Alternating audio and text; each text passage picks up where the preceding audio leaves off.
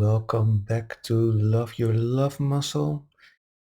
I am Seb, the founder of the Transformational Meditation Group that organizes these podcast sessions and online meditation sessions because we are live on Second Life and recording this show at the same time. And then we will publish a live session on Thursday where you can ask questions, etc. And you can ask questions on Second Life as well, but then we'll publish it on Thursday for all other platforms live. Today's theme or today's title for this podcast is actually called Heartful Scrolling. We're going to talk about social media and how that affects us and how we can adjust ourselves to a social media world, how we can interact with it in a good, healthy way. So I just want to start first by getting the tone set, getting the atmosphere right, getting you right, and into a listening state, or at least a calm, relaxing state. So just sit up straight.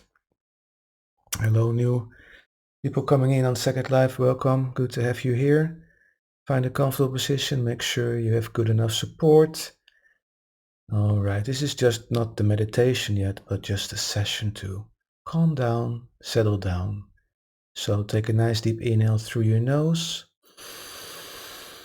Fill your lungs with air and exhale through your mouth. And as you exhale, lower your shoulders, loosen your jaw a bit, let the tension go. Wonderful. Now just take some calm, nice, conscious breaths. Nice and slow.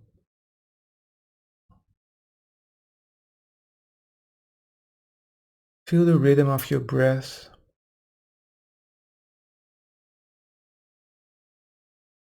And with every exhale, release some tension. Just imagine and feel that you're releasing tension and that you are settling down and centering yourselves.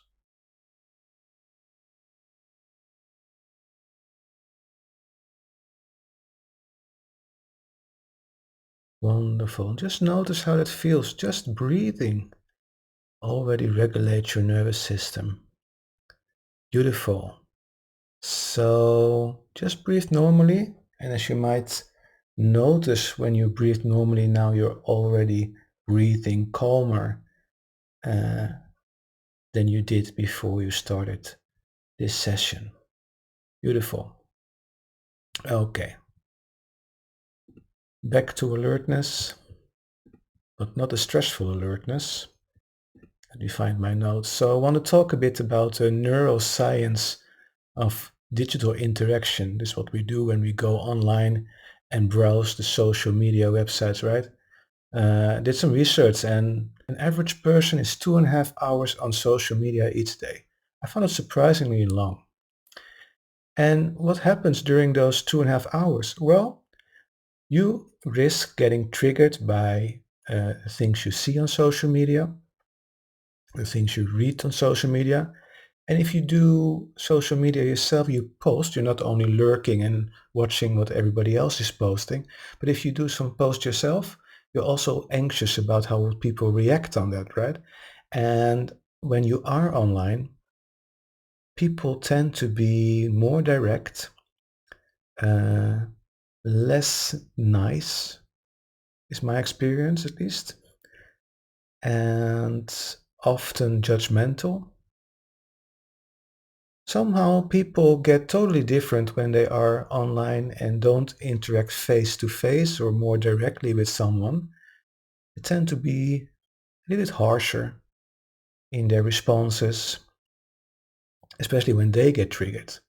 So for those people that are often commenting in a negative way or being harsh to other people, this session is pretty nice to follow as well, because you learn some techniques in how you can respond to people if you see a social media post you want to respond to, right? So when we see content that challenges our self-image, our body response as if we are facing a prehistoric predator, right?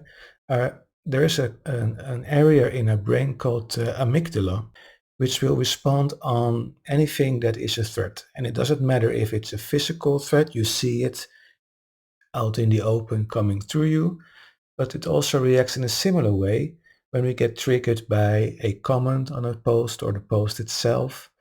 It feels like an attack. You can often notice that yourself as well. Just notice how you feel when you read something, right? Can you imagine if it's really true that people on average are 2.5 hours on social media? What will happen then, right? They risk being most of the time in a anxious state, a worried state, fight and flight state.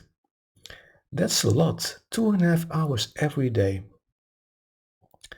So what can you do? I mean, social media is everywhere, right? You can, of course, just quit social media. A lot of people do that, often for a short or longer period of time, which is nice. And then you really notice what social media does to you, right? Because it gets so obvious that you are in a calmer state of mind. You're not worried so much anymore, not anxious. But if you're like me, you have to be on social media because otherwise people you won't reach out, you won't be able to reach out to other people. Social media is for me everyday thing, right? I don't make a post every day, but I do get contacted by people that have questions, want to set up an appointment, and it's often through social media. So I'm affected by this every day. And actually, I have 3 tips for you that you can do before you start using an app like Instagram or Facebook. And I will also come with suggestions for other social media platforms that I can personally recommend as much better alternatives to Meta, who is the owner of Facebook and Instagram and WhatsApp and Threads, and probably they're going to buy TikTok, I don't know. But I have some tips for you, okay? So let's start with tip number 1. It's called compassionate scrolling. And goes like this. Begin each social media session with an intention, not an outcome, but a heart state. So you can do some breathing. Take a nice deep inhale, exhale through your mouth, calming down again, right? And just focus on your heart space. Just set an intention. Today I choose curiosity over judgment. Or today I will see the human behind the screen.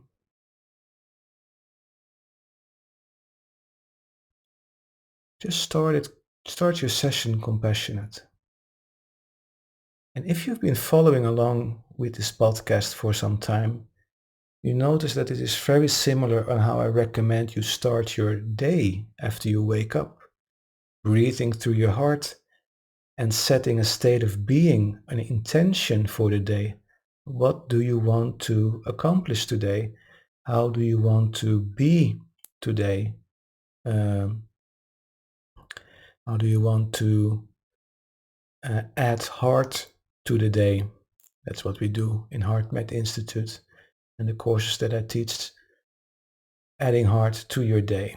And that's what you do here as well. So instead of starting the day with a heartfelt intention, you start your app on your telephone, on your mobile phone, and you just breathe in and out through your heart before you start scrolling and set that intention.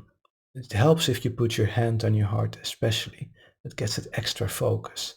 And it changes your state of being. It changes your perspective. It also kind of resetting yourself, right? Because if you, for example, come home from a busy day, you still have all the baggage from a day with you. And if you then start, oh, I have to scroll through my post and what's happening on the internet, etc. You're carrying that baggage with you, and it's easier to get triggered in a negative way. But if you just calm down before you start, a few breaths to your heart, set that intention, it will help so much. Totally changes your perspective. All right, the next one. Before responding to any potentially triggering post, right? Take a 3 breath pause. So say you're calm and quiet and you're scrolling, and there you have a post that you get triggered by, or a comment on your post that you get triggered by. How can this person be against me or not agreeing with me, right? And you want to counterattack something like that, where you can take just a couple of breaths, take that pause, breathing, focus on your breathing, and just take a note of your state of being. Are your shoulders tense? Is your breath shallow? But change that. Calm down, and right away you get a different perspective, and you might decide to either not respond at all, let it be, or you are calmer and therefore are able to respond more appropriately instead of a knee-jerk reaction. So a tip there. Tip 2, 3 breath pause. Take 3 breaths. Notice how you feel. Notice your posture. Notice your shoulders, your jaw. Are you tense? Calm down. Then respond or choose not to respond. And the last one is at the end of each session, at the end of the day, again, go back to your heart. Breathe to your heart. You might want to close your eyes even and take 3 deep breaths. And with every out breath, let the digital tension go. Okay, right. I saw some awful things. Quite lately, there's of course a lot of things going on with wars here and there. And you can't get out of it that you will see those kind of posts that might trigger you. And just, okay, yeah, so you can't control everything in the world. Some things happen, and you have to choose what you want to react to and what you want to take in and not want to take in. So always remember that social media is a tool. Yeah, it's a way to interact with other people. It's not a measure of your worth, and no matter what people do to you. If you want to post some good vibes, uh, do that and don't care what people react, right? Uh, it's not a battlefield, so don't go in lengthy discussions or anything like that. Calm down, and when you calm down and breathe, you get a different perspective, and you might choose to respond in a better way or not at all. And be open, right? I've met lots of great people online on social media that are colleagues, friends now, that have invited me for an interview, and I invited them for an interview. So lots of connections can be made, and we're going to do a little meditation session now, a little short self-regulation session again. And after that, I will recommend some social media platforms that I find extremely beneficial and really social, and with a community that is kind-hearted, creative, and respectful against each other. And it's a very diverse group of people as well. So I'll come back to that after this short session, right? So now you've got the 3 tips on what to do before you start, during your session, and afterwards. And it all has to do with breathing, but especially the first one I find especially beneficial, and that is just prepare. Don't grab your phone and scroll right away. Sit down, calm down. It's even the same thing that you do when you start eating your dinner, right? You sit down, calm down, and then you start eating.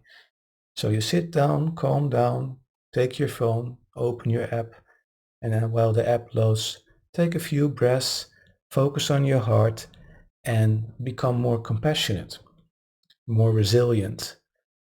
Set that intention. Okay, going to practice this a little deeper, a little better. So sit down and you want to close your eyes. Take a nice deep inhale through your nose again and out through your mouth. And as you do that, relax again, settle down, breathe calmly and deeply. Try a 5-second inhale, 5-second exhale.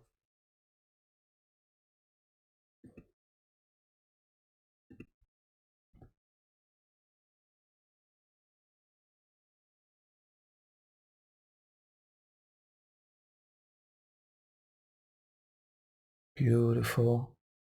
Move your focus point into your heart space.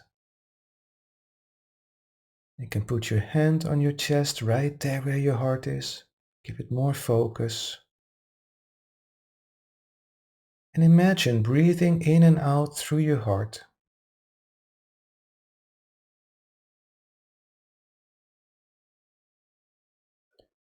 And as you do that, imagine your heart creating a warm, compassionate feeling. Feel your hand getting warm. And let that warm, caring, compassionate feeling go through your body.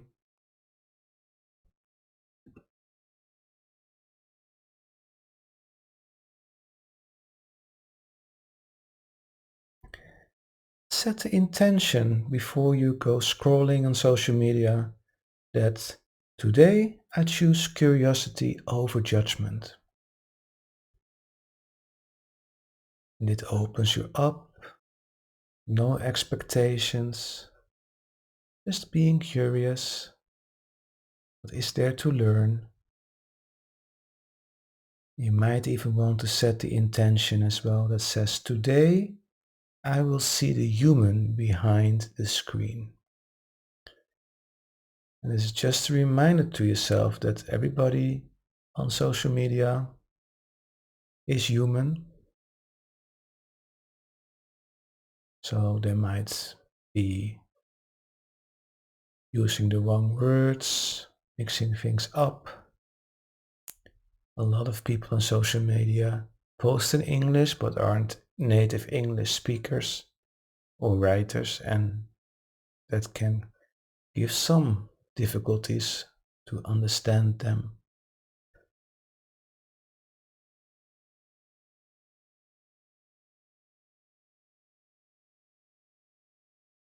And if you're a person that does that makes posts on social media,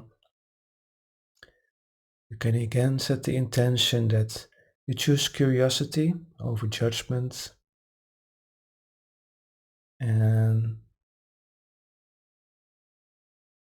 feel a sense of gratitude for the people that react to your posts, no matter if it's negative or positive. They have seen the message, right? Beautiful. Now breathe normally again. Open your eyes. Just notice that changed your state of being. And can you imagine that when you change your state of being, that your perspectives, the way you see things, the way things come to you, that you interpret that differently than what you would do when you are in a stressful situation, right? Beautiful. Okay. So again, social media is a tool to get in touch with other people, to see what is going on in the world, what keeps people busy. And one of the platforms I can highly recommend, and there are a lot of people using it, but it's not really very well known. It's called Vero True Social. So if you are fed up with everything that's going on with Facebook, or if you are afraid that TikTok might get banned again, or if you're there, or if you're tired of Snapchat and everything that comes to you, if you want a social media platform that doesn't have algorithms that are pretending to think what you like and feed you with information that you might not be interested in, and it might sometimes be harmful as well. Go to Vero True Social. Just search it, make an account there. It has everything you need. You can post pictures like on Instagram. You can even post links to your own content on websites or videos or whatever. It has a good integration with YouTube. Um, and if you are a movie fan or a fan of reading books, there are easy ways, beautiful ways you can create posts that where you can recommend movies, where you can recommend books to other people to read. And it's very well designed and it's very well thought through. Try it out. I can highly recommend it. Vero True Social. Other platforms I am on, Mastodon is like a replacement for Twitter or X or Blue Sky. It's also a nice place to be, though I would say a little bit harsher, but it has great moderation.